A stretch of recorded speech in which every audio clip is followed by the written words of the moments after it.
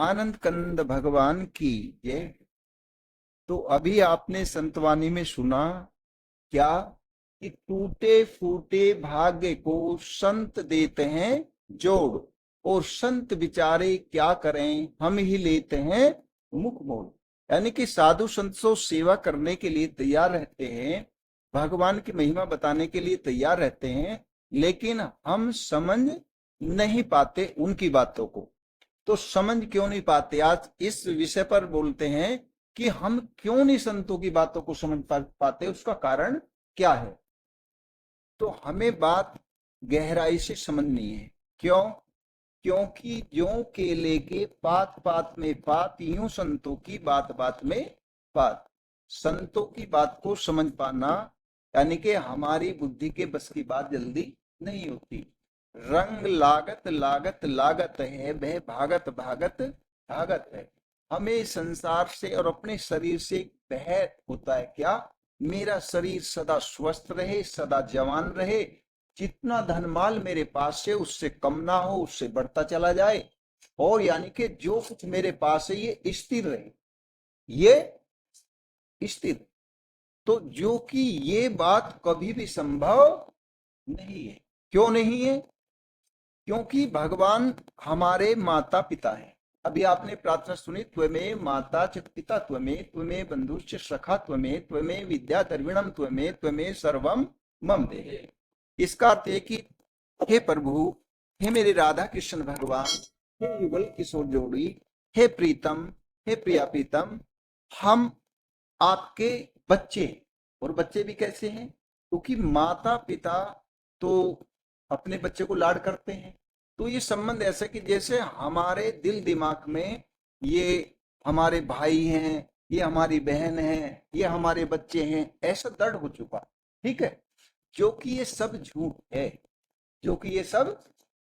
तो हमें क्या करना है कि संतों को हमें कितने महीने कितने वर्ष तो इसी बात पर लग जाते हैं कि तुम झूठ को छोड़ दो, त्याग दो, सच पर आ जाओ। इसलिए कहते हैं सांच बराबर तप नहीं और झूठ बराबर पाप, जाके हृदय सांचे तो ताके हृदय आप। ये शरीर, ये तन झूठा, ये मन झूठा, ये संसार झूठा। झूठा क्यों बताया? क्योंकि ये सब माया से निर्मित है, और माया में एक सबसे बड़ा अवगुण है। जानते हो उसे क्या है? परिवर्तन। क्या है? माया कभी एक रूप में नहीं रह सकती, माया कभी। हाँ, तो अब हमारा शरीर माया से बना है, तो माया से बना है शरीर भी बदलेगा। मन माया से बना है तो मन भी बदलेगा। बुद्धि माया से बनी है वो भी बदलेगी। तो ये सब चीजें तो बदलने वाली हैं। तन बदलता है, मन बदलता है, बुद्धि बदलती है, चित्त बदलती है, और चित्त की सभी वृत्तियां भी हर मिनट में बदलती रहती है। जहां तक बदलाव है वहां तक माया है, जहां तक बदलाव है वहां तक। तो हम नादान बच्चे क्यों हैं? हम बच्चे हैं, अकल के कच्चे हैं और नादान हैं। क्यों है? कि हम बदलने वाली माया की चीज को ही मांगते हैं। वो मांग ली, वो भगवान जी ने दे भी दी वही वस्तु, लेकिन जब वो वस्तु माया की बनी है तो वो टिक कब तक पाएगी? यानी कि वो आने के बाद हमारे पास रूप भी बदलेगी, और रूप बदलने के साथ साथ फिर वो वस्तु ऐसी रूप बदलते बदलते बदलते हमारे से अलग हो जाएगी। तो यदि जो हमने अपने तन से इस दुनिया से, देखो तीन चीज है, एक तो अपना तन और चल अचल संपत्ति, इन तीन बातों में तुम्हारी सारी चीज आ गई, या बचा कुछ? यानी कि तन, चल अचल संपत्ति, अब इसके बाद तुम्हारे पे क्या सामान बचा? और ये तीनों किस चीज के हैं? ये माया से निर्मित है, माया से निर्मित है। इसीलिए अगर हमने इसके अंतर्गत ही मांगा तो कितना बड़ा घाटा है कि उस घाटे को कोई भरपाई नहीं कर सकता। और इस बात का पता कब लगता है? जब हमारे शरीर में बल नहीं रहता, आंखों में देखने की शक्ति नहीं रहती, वाणी में बोलने की शक्ति नहीं रहती, जब पता लगता है। बड़े बुढ़े बताते हैं, अरे भाई अब तो इसे भगवान के धाम में जाना है, अब तो यहाँ भाई रहने का क्योंकि कमजोर है, पता नहीं कब दम निकल जा। तो जब उसे पता लगे, झटका लगे, मुझे जाना है, ये शरीर मेरे धक्का देगा, ये शरीर, ये रिश्ते नाते मेरे, तो सब हाथ खड़े कर दें। वृद्धावस्था में पता क्या लगता है कि जिन जिन के लिए वो लुटा, जिन जिन के लिए उसने अपनी जवानी लुटाई, जिन जिन के लिए उसने बहुत कमाया, और वे बुलाने से पास नहीं आते। तो जैसे बहुत से हमने आंखों से देखा कि जब ड्यूटी को निकलते हैं ना जवान बच्चे, और उनका पिता वो उसे बुलावे कि भाई आओ मेरे से मिलो मुझे, तुझे तो ये हिल्ला है कि बुलाना, बात करनी यार, बेकार की बात करता है, मुझे ड्यूटी जाना है, मैं तुम्हें खर्चा भी चलाना है मुझे इस घर का, तुम्हें कोई पता नहीं है, ऐसा कह के वो तो निकल जा। और फिर धीरे से वो अपने बेटे को कहेगा अपने बाबा की सुन लेना क्या है, ऐसे कह के निकल जाएगा। और फिर वो बाबा की जब बेटा नहीं सुना तो पोता कहाँ सुन लेगा। समझे नहीं समझे? तो सब वो फिर ये सोचता है कि भाई इनके लिए तो मैंने सारा ही समय लगा दिया, भाई ये तो मेरे पास तक नहीं खड़े होते, शाम की ड्यूटी आएगा हारा था का, फिर वो निकल रहा है गैलरी से, उसी से कि निकल रहा है, बेटे सुनो 2 मिनट सुनना जरा, वो भाई कथा बताएगा कि मेरे को क्या परेशानी चल रही है, मैं कितने दिन से परेशान हूँ, अभी हारे थके आए हैं, जरा आता हूँ, ऐसे करके निकल जाएगा। 2 घंटे हो जाएंगे, 3 घंटे, फिर बच्चे सलाह देंगे तुम थके हुए आए क्यों, उनसे उन्हें तो वही रोजाना की वही है मामला, तुम अपना आराम करो। वो इंतजार करते करते रात हो जाएगी, फिर भी सुनने के लिए कोई नहीं आएगा। दोनों के मतलब दोनों समय ऐसे निकल जा, जबकि उसकी आत्मा क्यों, क्योंकि उसने गलती की है, मतलब हमने गलती की है। क्या गलती की है कि जहां प्रेम लगाना था वहां लगाया नहीं, और जहां प्रेम का नाम नहीं है वो गलत संसार के रिश्ते नातों में हमने समय गंवा दिया। अब वे तो हमने भी कभी नहीं सुनी, तो मतलब हमारी भी कोई नहीं सुनेगा, सीधा संसार का नियम है। तो कुल मिलाकर के अब संत क्या सलाह देते हैं, यहां तक तो तुम सब जानते ही हो। अब संत सलाह देते हैं कि किस संग करें दोस्ती सब जग चालन हार, और निश्चल केवल है प्रभु, निश्चल केवल है प्रभु, उन संग करिए प्यार। तो निश्चल किसे कहते हैं, जो सदा से हूं, जो सदा ही रहे, वो सदा ही रहे, मतलब सदा से हूं यानी कि पहले से भी हमारे हों और हमारे पास रहें, अभी भी हमारे हों और हमारे पास रहें, और ये शरीर ना रहे और हमारा कोई रिश्ता नाता हमारा साथ न निभाए, और जब भी वे हमारे ही रहें और हमारे साथ ही रहें। तो ये तीनों बातें किस में घटती हैं, केवल परमात्मा, केवल परमात्मा। तो इस प्रकार से हमें संतों ने क्या सलाह दी कि केवल परमात्मा से प्रेम करो। तो फिर क्या कहेंगे जी हम लोग, और जी जब प्रेम तो परमात्मा से करें और फिर घर परिवार इनका क्या होगा। हाँ हाँ, वो प्रश्न भी ठीक है। यानी कि भगवान का जो प्रेम है, भगवान की जो भक्ति है, वो इस ढंग से की जाती है कि संसार परिवार तो छूटता नहीं, संसार और परिवार तो, और सब कुछ प्राप्त हो जाता है। और एक सबसे बड़ी जीत क्या है उसे जानते हो, सबसे बड़ा फायदा क्या है, जैसे कि भगवान की हम भक्ति करें, भगवान का नाम जप करें, तो भगवान से जो भी हमें प्राप्त होगा, भगवान से जो भी हमें प्राप्त होगा वो शाश्वत होगा। शाश्वत किसे कहते हैं, कभी न बदलने वाला, कभी न मिटने वाला, और कभी भी हमसे न बिछड़ने वाला। शाश्वत में माया का लक्षण तो सुन लिया आपने कि माया हमेशा परिवर्तनशील रहती है, इसलिए हमारा शरीर एक जैसा नहीं रहता, हमारा चित्त भी कभी एक जैसा नहीं रहता, और मन भी एक जैसा नहीं रहता, और चित्त की वृत्ति भी एक जैसी नहीं रहती। क्यों, क्योंकि सब माया से बने हैं, क्योंकि सब माया से। और परमात्मा स्वम, स्वम परमात्मा, और परमात्मा का जो भी दिया हुआ प्रसाद है, परमात्मा का जो भी दिया हुआ प्रसाद है, परमात्मा स्वयं शाश्वत है, और वे जो भी हमको देंगे प्रसन्न होकर, जब तक भगवान जी प्रसन्न ना हो जाए जब तक तो हमें भगवान की भक्ति करनी है। और जब प्रसन्न हो जाते हैं भगवान जी, तो फिर वे क्या करते हैं कि वे तो दाता है, सब लोगों में सबको वही देते हैं, वे ही सच्चे दाता हैं। तो जब वे देना शुरू करते हैं तो वे क्या देंगे हमें, पहले तो अपने आप को देंगे, तो देने के लिए फिर कुछ शेष बचा, यानी कि सब कुछ प्राप्त हो जाएगा, लेकिन उनकी तरफ से जो भी मिलेगा वो शाश्वत मिलेगा। तो इसलिए क्या है, सत्संग में आने का, सत्संग में आने का क्या कारण है कि कोई ना कोई दुख, कोई ना कोई परेशानी, कोई ना कोई गड़बड़ हम ठीक करने के लिए संसार से पर संतों की शरण में आते हैं, राजी खुशी से नहीं आते। तो इसीलिए कहने का भाव ये है कि देखो कि इससे बड़ी हाथ कंगन को आरसी क्या, पढ़े लिखे को फारसी क्या, कि राम नाम की औषधि, अभी भगवान को तो थोड़ा अलग ही रखो कि भगवान में क्या शक्ति है, कि पहले भगवान की नाम की शक्ति देख लो कि राम नाम की औषधि खरी नियत से खाए, हर्ष शोक व्यापे नहीं, महारोग मिट जाए। तो अभी की वर्तमान की बात ज्यादा करें, क्योंकि पहले तो कथा में आ जाती पता नहीं भाई सही है गलत है क्या है। तो अभी यहाँ हमारे पास आश्रम में एक डॉक्टरों की टीम आई थी। कौन आई थी? कितने कितने 15-16 होंगे लगभग। और उनकी डॉक्टरनी बीमार होगी अचानक, और बीमार होगी तो वो लेट गई कमरे में। तो हमारे जो ये भगत लोग हैं ये गए कि कहने लगे जी ये परेशान है, उधर बाबा जी के पास लेट जाएंगे, तो बाबा जी थोड़ा दवाई जो भी है उपचार कर देंगे तो ये ठीक हो जाएंगे, तो मतलब तुम्हारा ये सेवा कर लेंगे, अपनी ड्यूटी कर लेंगे। तो अब उन्हें तो भाई इतनी पढ़ाई कर रखी, एमबीबीएस करने का मतलब है कि करोड़ों रुपए खर्च करना, और वे कई एमबीबीएस उसमें, एक आधा तो होगा नहीं। तो उन्हें तो अपनी दवाई पे भरोसा था, तो उन्होंने क्या किया, अरे नहीं इनकी सुनी अनसुनी कर दी, वहीं लिटा दिया और तुरंत बाबा पानी देना, बाबा नमक देना, और वो दवाई दे दी। ऐसे यहाँ कई गवाह बैठे हैं जिनके साथ की सामने की घटना है। तो 2 घंटे हो गए उनकी दवाई ववाई ने कोई काम, और तबीयत ज्यादा बिगड़ती चली गई। अब खुद डॉक्टर ने तो उसकी ड्यूटी, फिर उसकी बदले में डॉक्टर तो और आए, इस वो तो भाई समय दिया हुआ, पब्लिक यहाँ 250-300 लोग इकट्ठे हो गए।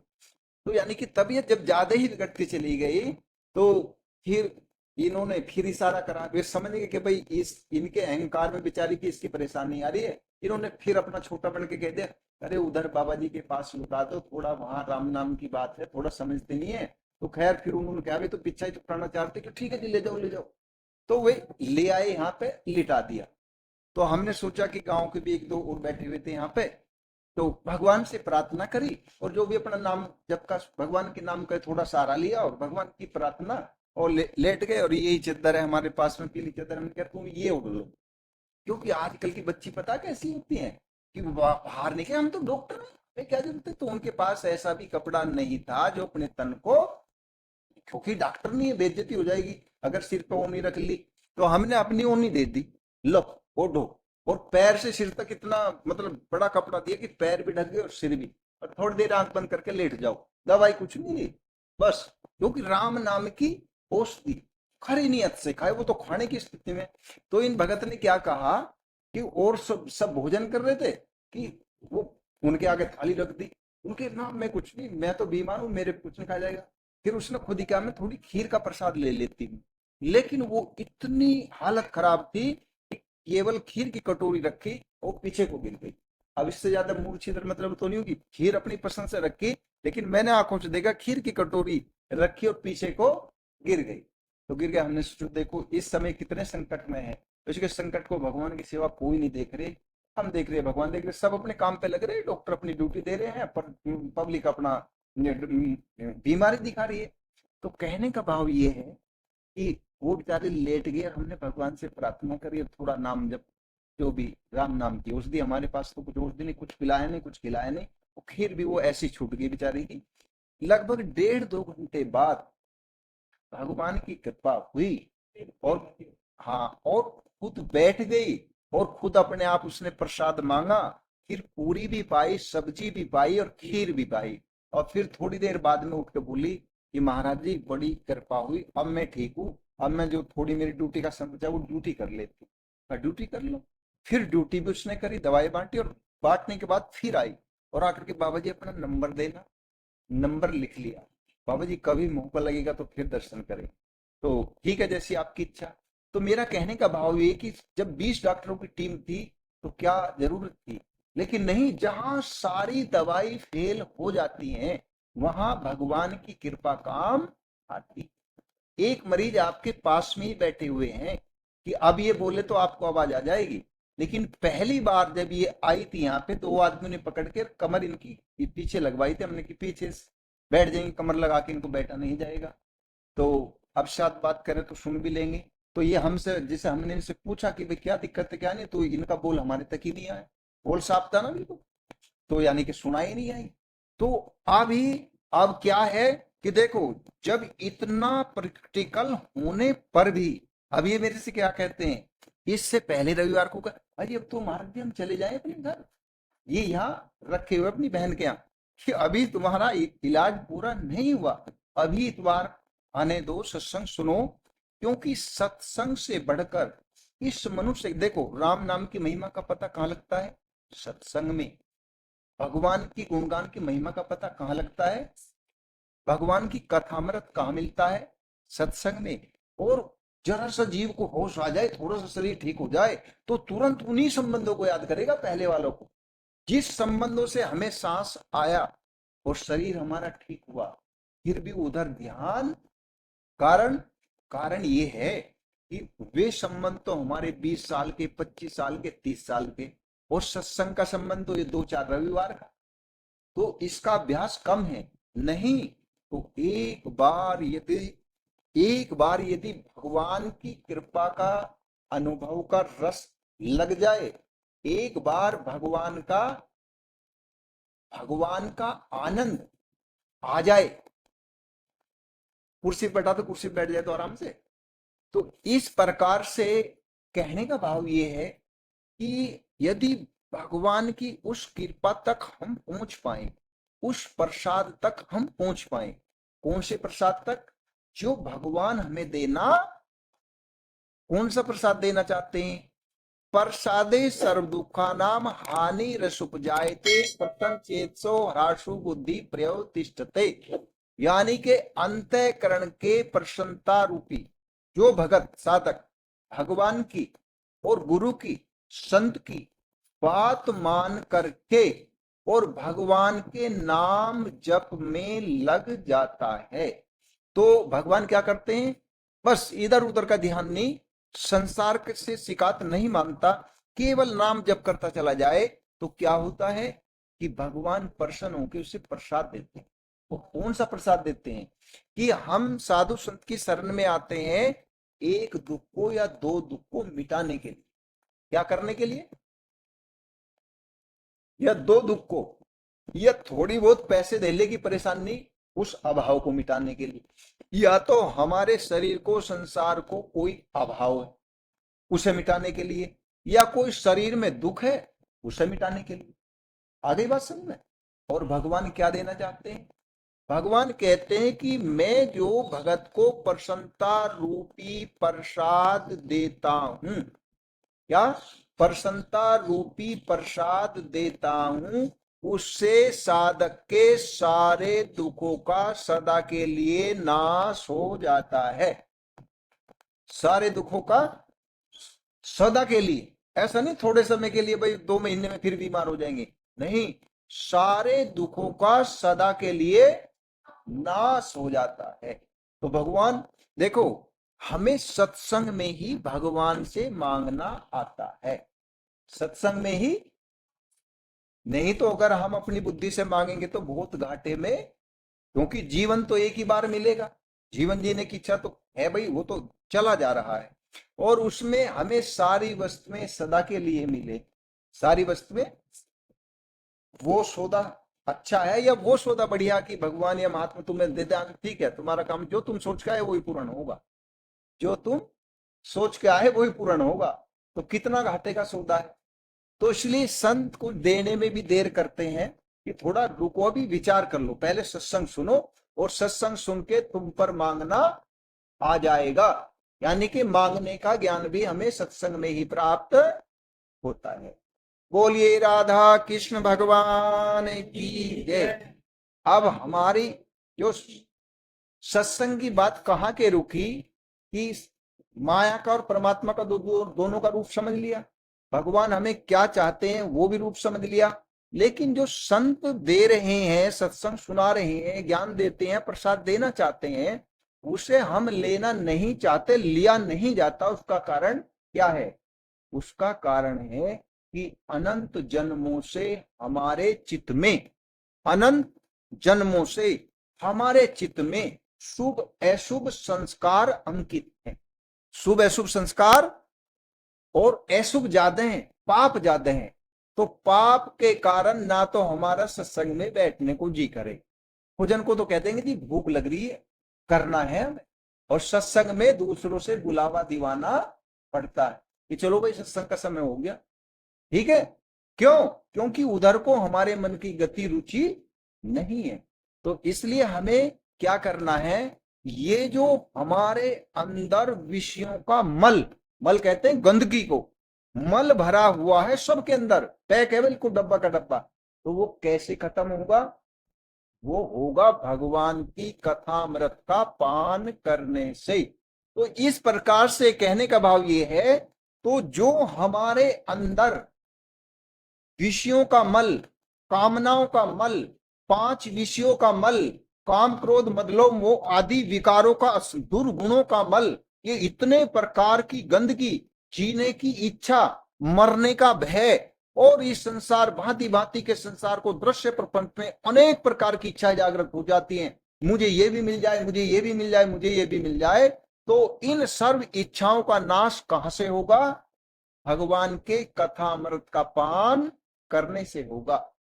तो वो कथामृत कहां मिलेगा जी? सत्संग में।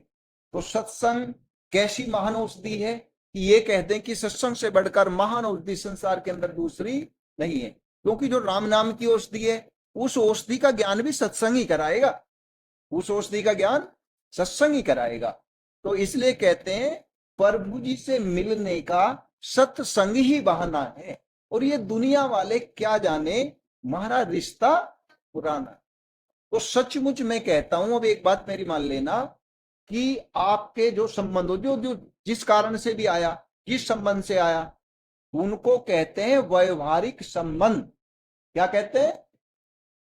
हाँ, उन्हें भी कायम रखो, उनसे भी कोई तुम्हें दिक्कत परेशानी होने वाली नहीं है, लेकिन हमारी कैसे एक संबंध भगवान से पक्का जोड़ लो, मन में ये बैठा लो आज के सत्संग में, कि मैं भगवान का हूं, मैं भगवान की हूं, और भगवान ही मेरे हैं।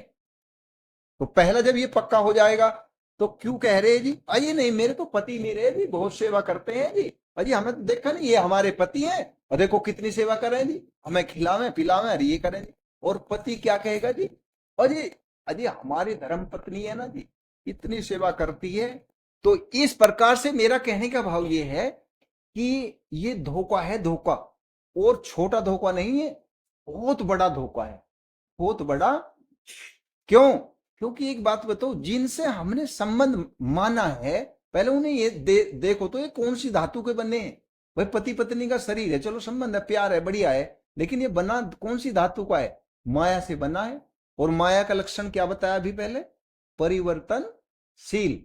तो ना तो एक जैसा हमारा शरीर रह सकता और ना सामने वाले का रह सकता, ना माता का रह सकता, ना पिता का, ना बच्चे का, किसी का भी नहीं रहेगा। अभी हम क्या कर रहे हैं कि अभी हम सत्संग की ओर जाने का प्रयास कर रहे हैं, अभी तो केवल सत्संग की भूमिका चल रही है। तो सबसे पहले हमारे सामने क्या समस्या आई? सबसे पहले हमारे सामने समस्या आई कि जो हमें भगवान को जो चीजें ना तो दिखने दे रही, भगवान है, भगवान हमारे अंदर है, हमारे दिल में है, आप सबके दिल में है, क्योंकि संत कहते हैं हर जगह मौजूद हैं मगर नजर आते नहीं, और प्रभु कृपा के बिना कोई उनको पाते नहीं। तो भगवान तो मौजूद है, लेकिन पहले हमें कारण ढूंढना है कि भगवान क्यों नहीं मिलते। तो कारण ढूंढने से जब हमें कारण का पता लग जाएगा, देखो यदि हमें किसी भी बीमारी का, किसी भी शत्रु का, जब हमें कारण का ही पता नहीं होगा तो निवारण कैसे करेंगे?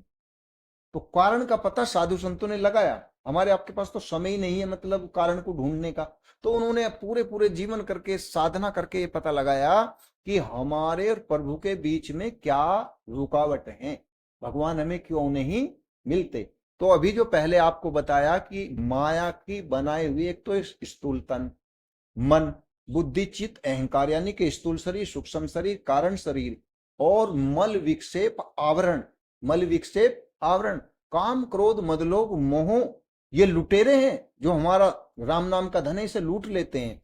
तो इस प्रकार से और भी अनेकों प्रकार के कारण है, और सबसे बड़ी कारण है माया।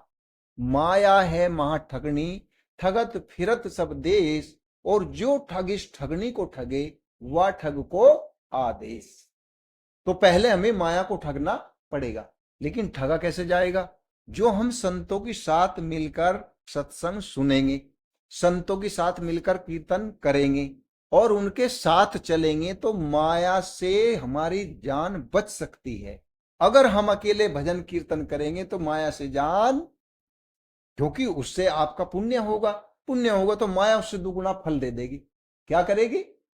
माया उससे दुगुना फल देगी। तो आपको अरे मौज आनंद, भगवान ने हमें तो इतना धन दे दिया, इतनी वस्तु, अब हमें कीर्तन भजन करने की क्या जरूरत, अब हमें, तो माया अपने में लगा लेगी, माया अपने में, और माया खुश हो जाएगी। ठीक है, अभी अपने पिता का पास नहीं जाएगा, अभी वो मेरे पास रहेगा। माता सोचती है बच्चे को मेरे पास रहे, और पिता सोचते हैं मेरे पास आ जाए।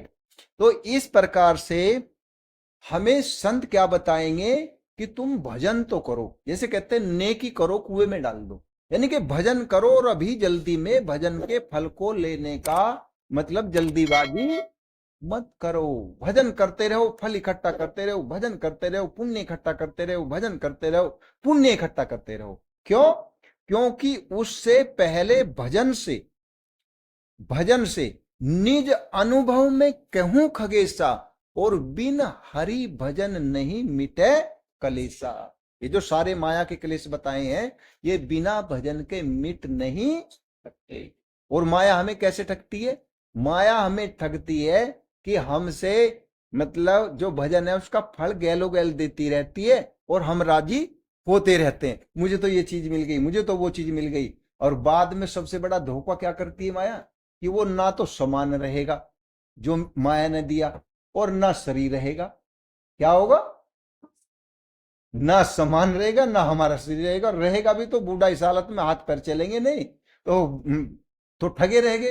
क्योंकि भगवान का धाम मिलेगा नहीं, शांति मिलेगी नहीं, आनंद मिलेगा नहीं, दुख मिटेगा नहीं। तो इसलिए ये धोखे को, कि माया के इस धोखे को केवल साधु जन जानते हैं, दूसरा कोई नहीं। तो इस प्रकार से हमें क्या करना चाहिए कि किसी भी प्रकार से, आज भौतिक जगत में वैज्ञानिकों ने इतना बड़ा पूरी मानव जाति के ऊपर उपकार किया है कि आज हम जैसे अन्य साधनों को देख सकते हैं, सहयोग ले सकते हैं, ऐसी सत्संग सुनने का सहयोग भी हम आज के यंत्रों से ले सकते हैं। तो जैसे सत्संग में जो वीडियो बनते हैं, मान लो एक सत्संग आपने सुन लिया और बाकी के सुनने के लिए घर दूर है, नहीं आया जा रहा, तो उसको वहीं वीडियो के माध्यम से आप सत्संग सुन सकते हैं।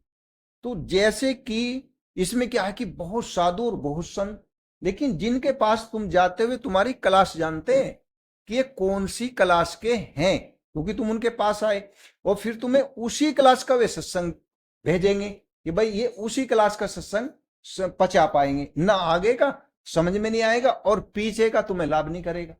तो इसलिए उनसे जुड़ने से, उनका सत्संग सुनने से आपको क्या लाभ होगा कि आपकी क्लास जानकर वहीं से सत्संग शुरू होता है तो आपके समझ में आता चला जाएगा और आपको लाभ होगा। तो जो विष से भी भयंकर जहर, एक तो जहर होता है जो वैसे जहर दवाई आदि खाते मर जाते हैं, इससे भी भयंकर जहर आप सबके हमारे अंदर है, और वो क्या है? विषयों का जहर, काम क्रोध मद लोभ मोह का जहर, चंचलता का, अशांति का और अनंत दुखों का जहर अंदर भरा हुआ है। जो कौन सा अमृत शांत करेगा उसे? भगवान के कथा अमृत में ही वह सामर्थ्य है, भगवान के कथा अमृत में ही वह सामर्थ्य है कि वही यह संसार जलती आग है, इस आग से झट भाग कर अशांत शीतल देश में हो जा अजर, हो जा अमर। तो ये संसार क्या है? जलती आग है। यदि कोई ज्यादा इसका संग करेगा तो इस संग करने वाले को भी ये जला डालेगा।